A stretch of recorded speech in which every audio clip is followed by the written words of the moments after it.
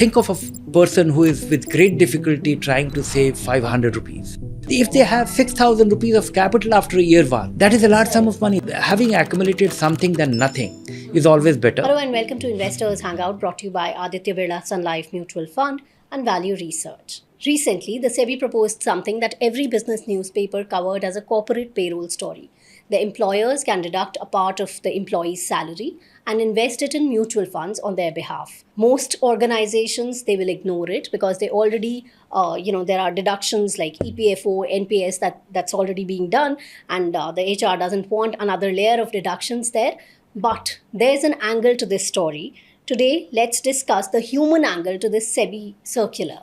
Virendra, first of all, can you please elaborate on what the regulation is, proposed regulation? Making an investment for someone, it has to be from their bank account. Right. And all the redemption proceeds can only go back to their account. Yeah.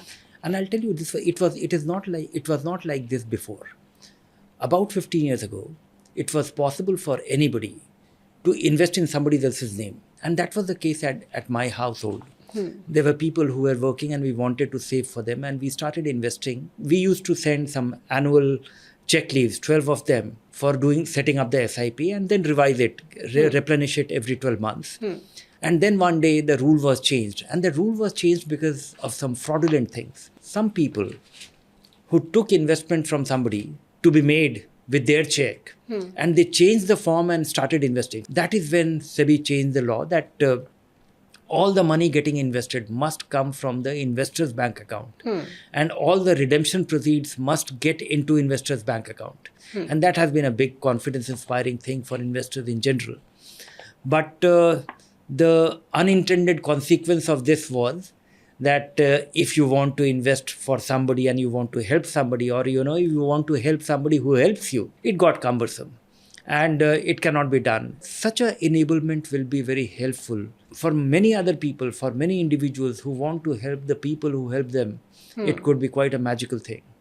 It will be a very enabling facility. So why do you think the companies will not use it? Employee Provident Fund is a mandatory thing. That is the money which is getting deducted from the salary and invested in, and a part of it being matched by the employer and getting invested anyway.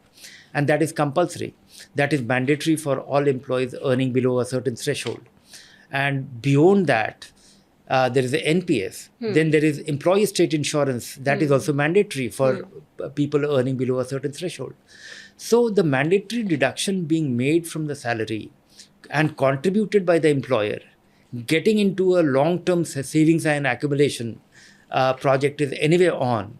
And if something more is to be deducted from the salary in the organized sector by the employer to make this investment, I don't think many employees will agree to it in these times of inflation. Making investment is no longer as cumbersome as it used to be. Anything which gets deducted and gets invested will become a habit. It helps build a habit seamlessly, which requires some degree of initiative being taken by a person and somebody at his early stages and low earning level. It gets very difficult to defer because investment by its definition is postponed consumption. Right. And when you have not enough to consume, then postponing consumption looks unrealistic. The second problem is that this investment will be made. This will be an employee's income which has been deducted and invested. And most employers would like to keep away from the nonsense of being answerable for the investment performance on a choice being made on their behalf. They would like to look at it as an employee benefit system, enable it, but I don't think they are going to press it very hard. I think it will be very useful for most other people, most individuals who want to help somebody and they are in their employment or semi-employment. So if you could make it practical, say my cook, she comes in every morning. I want to start this SIP for her. What do I do? How do I go about it? Open her investment account with any mutual fund, with any of the fintechs, and this takes 15 minutes. All you need is a bank account and an Aadhaar card to get started. Choose a fund and initiate the SIP, and every month give her some money by UPI and make sure that UPI mandate she has set up on her bank account. The second is that I have to see, because right now it is at a discussion stage. PFRD has initiated a discussion that all the delivery services, these are people who are actually temporary workers. They are not on their roles, but they are paid by these companies at a certain cycle. A part of his money goes into NPS, which will be very empowering. Today, if I want to do it for somebody who is in my semi-employment, or I want to help someone, I can set up the SIP from my account, but the investment is happening in somebody else's account. This is not possible today. Right. And I have to see the mechanics of how it happens for these individuals.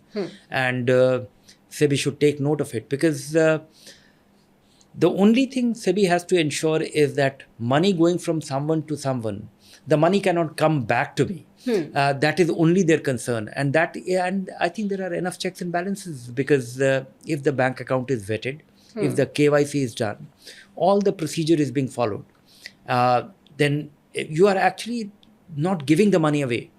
It is somebody's earning.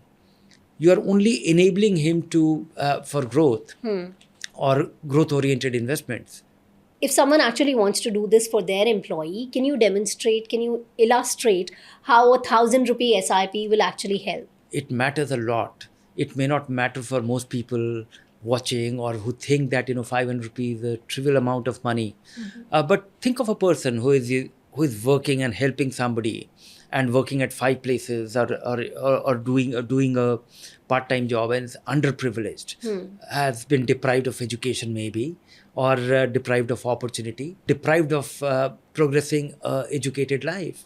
And one is that 500 rupee today is not 500 rupee forever. This will be inflation adjusted, because wages are to be inflation adjusted too. Second is that think of a person who is with great difficulty trying to save 500 rupees. If they have 6,000 rupees of capital after year one, that is a large sum of money. That itself is an emotional comfort. That is a psychological baseline for them. So for somebody, it's all a relative thing. Having accumulated something than nothing is always better. And I'm very hopeful that when you start with 500 rupee, and then it will keep rising, and then it will have an impact, and getting initiated to a good thing as early as possible itself will do the magic. These people will have no social security. They will not have any kind of benefit system which will take care of their old age. And this might look small. Inflation is for them too. In fact, inflation hurts poor people more. If you really want to help somebody, then there are 3 things. One is 500 rupee SIP, or maybe a NPS account.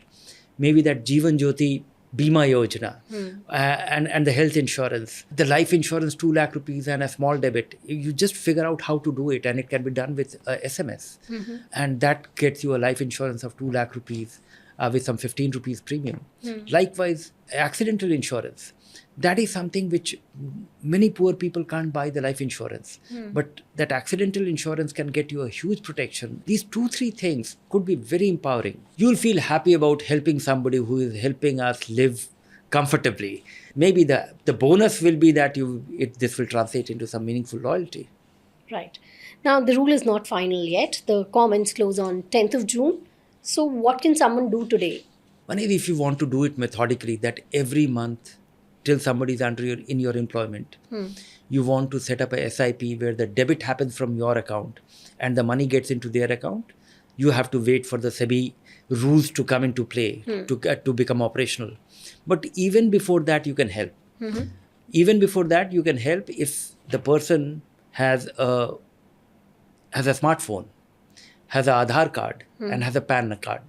And if they don't have a PAN card, help them get one. The result is that now they are ready to start their investment account.